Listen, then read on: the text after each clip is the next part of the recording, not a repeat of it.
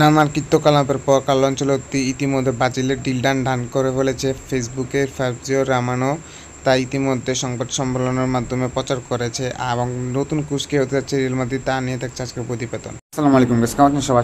বেশি ভালো। তো আজকে অনেক দিন পরে চলে আসলাম। এতদিন আমি খুব অসুস্থ ছিলাম, সেই জন্য ভিডিও দিতে পারিনি। কিন্তু আজকে ভিডিওটা কথা হচ্ছে কার্লো আনচেলত্তিকে নিয়ে। কার্লো আনচেলত্তির ব্রাজিলে যাওয়ার পর্ব ইতিমধ্যে শেষ হয়েছে। আমরা জানি দীর্ঘ 1 মাস ধরে গুঞ্জন হচ্ছিল কার্লো আনচেলত্তি ব্রাজিলে যাবে, কিন্তু লা লিগায় শিরোপার চান্স রিয়াল মাদ্রিদের হাতে থাকায় এখনও কার্লো আনচেলত্তির ব্রাজিলে যাওয়াটা সবাই এত গুরুত্ব দিল না। কিন্তু আজকে ফাবিজিও রোমানো তার ফেসবুক পেজে এবং বিভিন্ন সাংবাদিক পেজে জানায় যে 26শে মে কার্লো আনচেলত্তি পুরোপুরি দমে রিয়াল মাদ্রিদ কোচ ছেড়ে এই প্রথম ব্রাজিলের কোচ হতে যাচ্ছেন। আর ব্রাজিলের ইতিহাসে এই প্রথমে কোনো বিদেশি কোচ তারা করতেছেন কার্লো আনচেলত্তি। তো তা হচ্ছে আজকের প্রতিবেদন। মৌসুম শেষে হতে ব্রাজিলের কোচ হচ্ছেন আনচেলত্তি।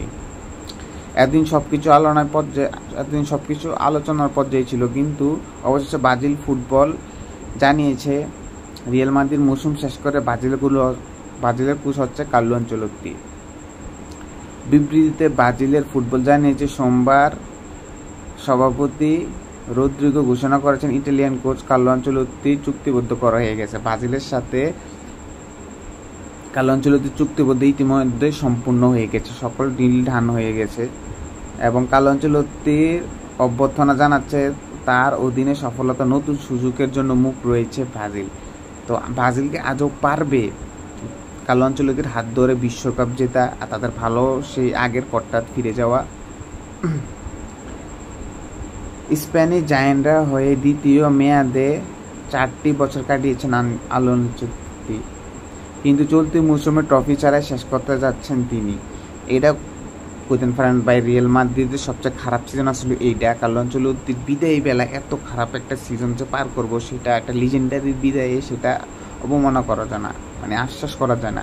একজন লিজেন্ডের শেষটা সবসময় সুন্দর হওয়া, সবাই সুন্দর আশা করে, সুন্দর হয়, কিন্তু কার্লো আনচেলত্তির ব্যাপারটা পুরো উল্টো গেল। ইতিমধ্যে Carlo Ancelotti Barca versus Real Madrid ম্যাচের শেষে জানিয়েছে যে তাদের 5টা ডিফেন্ডার এখনও ইনজুরি, সেই 5টা ডিফেন্ডার ইনজুরি ছাড়া তারা এই মৌসুমটা কাটিয়েছে। তো সেখানে তাদের ফল আপ ডাউন আসবে, সেটা জানিয়েছে। চলতি মৌসুমে ট্রফি ছাড়াই শেষ করতে যাচ্ছেন তিনি। স্পেনে এখনও শিরোপা জিতেছেন 15টি, 2টি স্পেনে এখনও শিরোপা জিতেছেন 15টি। গত আসরে চ্যাম্পিয়ন লিগও জিতেছেন তার অধীনে। রিয়াল মাদ্রিদ কিন্তু 23-24 ইউসিএল তার অধীনে জিতছিল।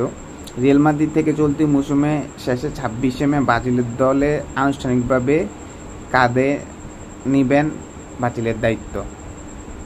অবশ্যই আনচেলত্তির নিয়োগ নিয়ে অনিশ্চয়তা তৈরি হয়েছিল এতদিন, এটা আপনারা সবাই জানি, মিডিয়া ছিল গুঞ্জন। কিন্তু ইতিমধ্যে কার্লো আনচেলত্তির অধ্যায় শেষ হতে যাচ্ছে। বিশেষ করে তার বিদায় নেওয়ার আর্থিক ব্যবস্থাপনা বিষয়টি নিয়ে অসন্তুষ্ট ছিল রিয়াল মাদ্রিদ।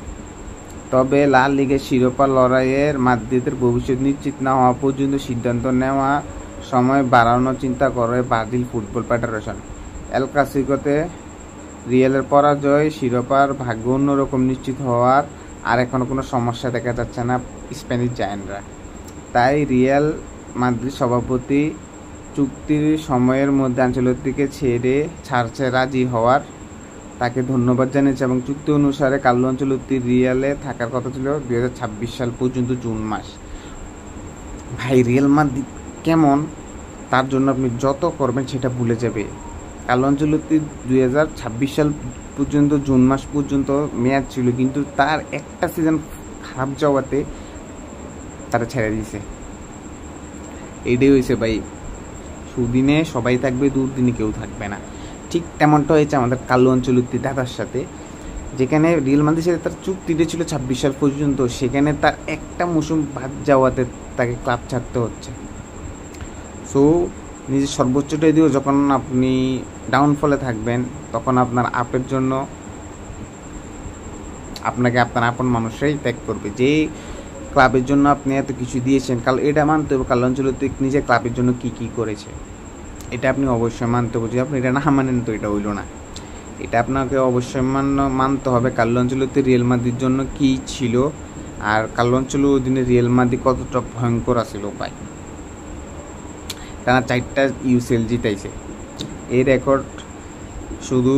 কিন্তু বর্তমানে যে রিয়াল মাদ্রিদ কোচটা আইতেছে এটা জানেননি, আলোনসো, এত কিন্তু রিয়াল মাদ্রিদ প্লেয়ার ছিল এক সময়।